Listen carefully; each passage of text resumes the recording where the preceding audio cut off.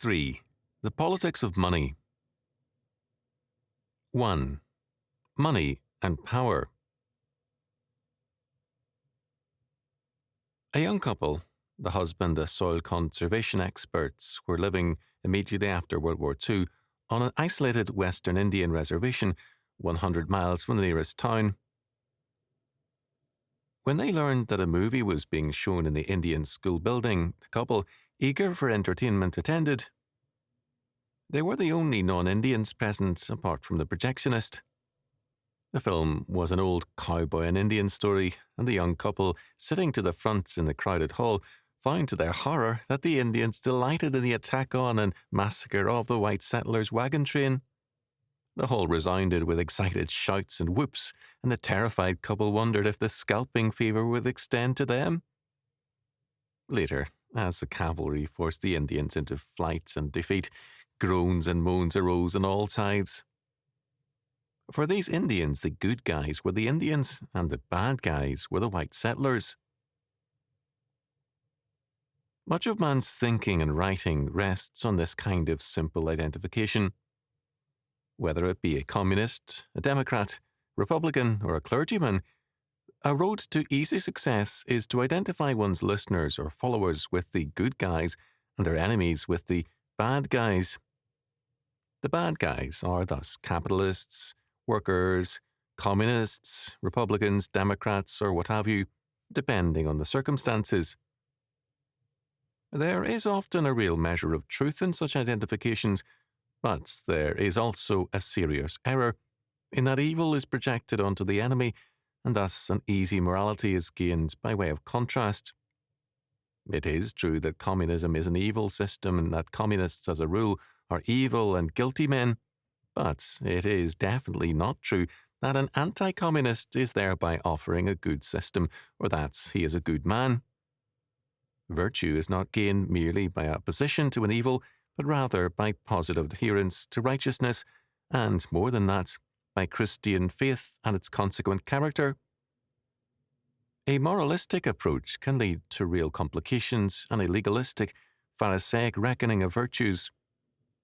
Thus, the communists can claim as their virtues an opposition to intemperance, indolence, complacency, and a variety of other peripheral virtues. Such an approach evades the central issue. What is the main thrust and essential nature of a man's life or of a system's purpose? Thus, the definition of an enemy as evil, if correct, is merely an elementary fact.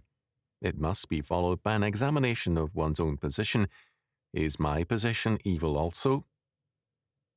Unhappily, in the area of economics, most conservatives and Christians pursue a course which is implicitly evil, and they claim virtue only by identifying their enemies as evil, not by any positive righteousness. One of the most common means of gaining this pseudo-righteousness is by identifying and attacking a hidden money power. That a monetary establishment exists, like other establishments, is clearly true. That such families as the Rothschilds have exerted a powerful influence on men and nations is also true. A variety of books, however, first point the finger at the hidden money power, of whom they have often accurate and very often very inaccurate information. Second, they ascribe to these bankers a vast power, the power to manipulate and control the world economy. And third, they propose an answer: fiat money. A state-issued, unbacked circulating media, paper money without a gold and silver backing. The first 2 points can be answered together. These critics of the hidden money power are, at the very least, Manichaean in their thinking, and, more accurately, they are Satan worshippers. They actually believe that evil can successfully rule the world. They ascribe the power to determine the world's economy and history to a small group of evil men, rather than to the triune God, his eternal decree, and the unchanging laws of the economic order. Economic law is a part of God's order, and it cannot be set aside by men. The penalty for the violation of economic law by anyone is economic death. The fact that international banking and world states are today off the gold standard to varying degrees is not a means whereby they will rule the world, but a means whereby a short-term socialist power is gained at the price of economic suicide. The world is under God's law, not under man's law. Significantly, these critics not only believe that the world is under the law of men, of the hidden money powers, but they propose to place it under the law of another set of men, themselves.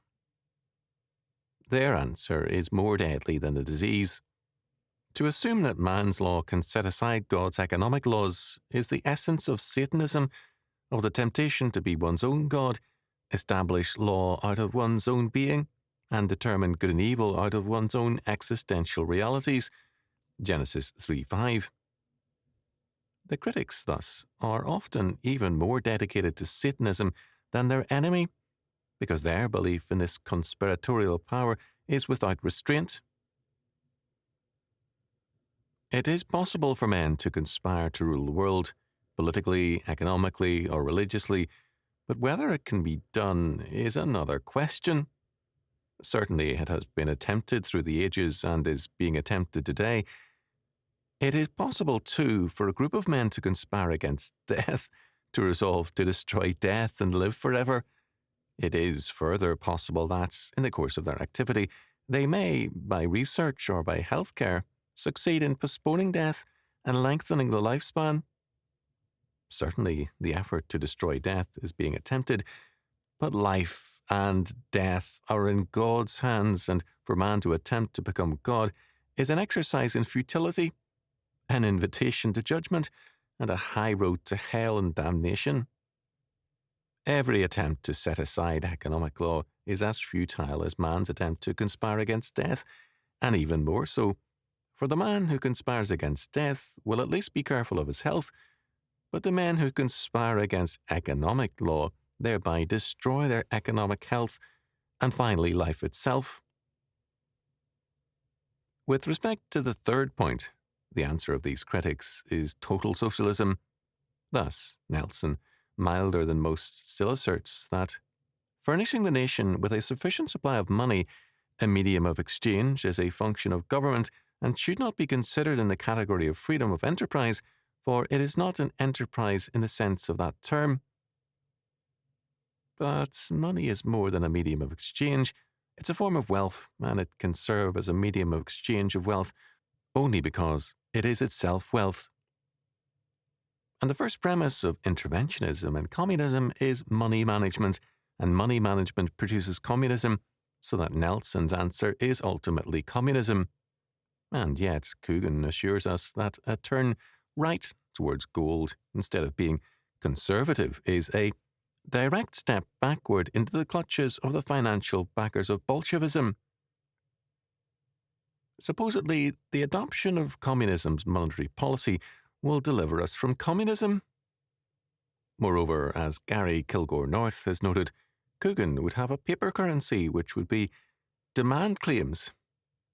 This would mean that anyone possessing a stack of paper money, whether the states or a person, could compel a man to sell his home or properties because he bore a legal demand in his hand. The hidden money power has not yet asked anything resembling such a power. Can we call this deliverance? A curious aspect of these critics is their often strange ideas and associations. Thus, the Forum Publications Catalogue of Forum Publishing Company lists a novel by Ronald G. Garver, The Saucer People, 1957, in which various ideas are propounded in fictional form. Stan Lane's I Doubted Flying Saucers, 1958, another novel, has as its purpose for the reader to convince him of another, greater pattern of life. The Advancing Ego, 1959, by The Scribe, is a compilation covering the universe's most colourful, powerful, and important phenomena, man's continuous advancement toward God. Moreover, this book contains the irrevocable truths released by all the brotherhoods for your enlightenment and understanding. Among the religion books are such items as John Driscoll's Truth at Any Price, 1951, which purports to state the relatively absolute truth for earthbound humanity and to prove that mankind is headed towards an inevitable organization of a single religion existing within the framework of a worldwide political and economic system.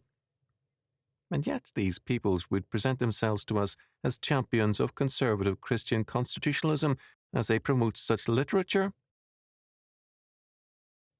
The strength of the money power rests on an open and obvious fact.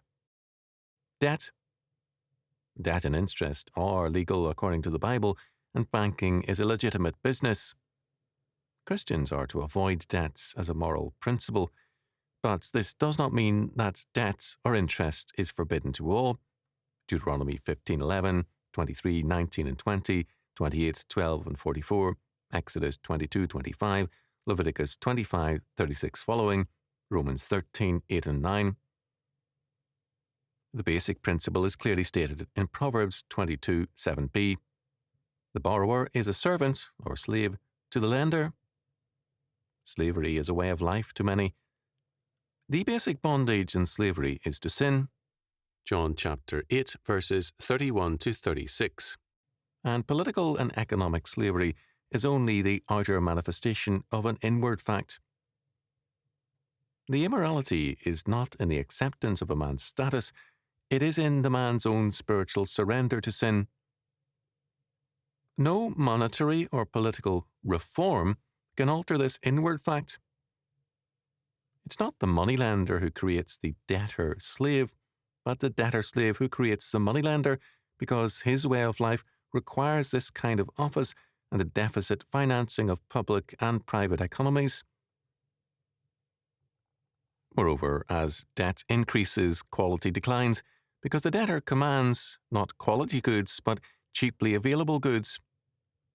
Cheaply available goods are cheaply produced goods, goods produced to sell quickly in terms of debt, whereas cash sales, sales without debt, require quality as well as money value. A debtor class thus creates a shoddy producer and destroys the quality producer, but it meanwhile grumbles about the decline of quality. Debt is, for the Christian, a violation of the commandment, "Owe no man anything save to love one another," Romans 13:8. Debt rests on covetousness, a desire to possess what our neighbour has, even though we lack his means. As a result of covetousness, the slave desires to possess a home, car, furnishings, and clothing which he sees the wealthy possessing, and his means of securing these things is debt. St. Paul declared, "But godliness with contentment is great gain, for we brought nothing into this world, and it is also certain that we can carry nothing out. But, having food and clothing, let us therewith be content." 1 Timothy 6:6 and 7. The covetous man or nation goes into debt to gain added power, purchasing power, prestige, resources, and other forms of visible might. The result is indeed an increase of power, but it is short-term power purchased at the price of long-term disaster. The debtor sees perpetually additional goals, new increases of power possible through debt, and, as a result, plunges ever more deeply into slavery. Debt is a way of life, a covetous way of life, and a form of slavery. The eventual outcome of a debt economy for men and nations is bankruptcy. The short-term power, however, is impressive. The debtors themselves are profoundly impressed by this power, and hence they ascribe to the greatest debtors the greatest power. They believe, moreover, whenever they become aware of the pinch of debt, that the evil is in the moneylender, not in themselves for having lived covetously. As a result, they begin to rant against the hidden money power, and often amass data concerning it. The grains of truth concerning the money establishments obscures the grim reality that debtors create this money establishment, and the real evil is covetous living, not banking, erroneous though modern principles of banking are. But, meanwhile, another force is operative. As public and private debt accumulates, There is a steady flight of gold from the various civil governments and their treasuries, and from the various bankers. The civil treasuries borrow gold from the international bankers, only to have this borrowed gold flow outward also, outwards and downwards. The thrifty people of the world began to hoard gold and silver at an accelerated and desperate pace. They bury it, store it, search it out eagerly, because they recognize that disaster is rapidly nearing for the prodigal debtor men and nations. The moneylenders are pledged to continuing the debt economy. Their own prosperity and power depend upon it. The debt economy is theirs to manipulate to ever greater power, ostensibly, but the gold needed to maintain the security of states and treasuries drains steadily away from the banks and treasuries into the buried treasuries of provident people. The result is not only a flight of gold and silver downward, but a hidden flight of power downward, until finally, after a period of anarchy with the old establishments broken, a new power group gradually emerges.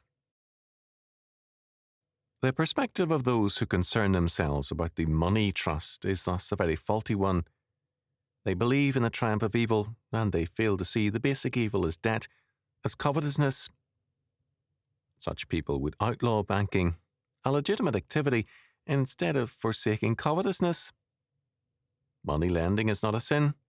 Slavery is a fact of life, and the debt slave cannot blame a man who honestly and legitimately lends him money.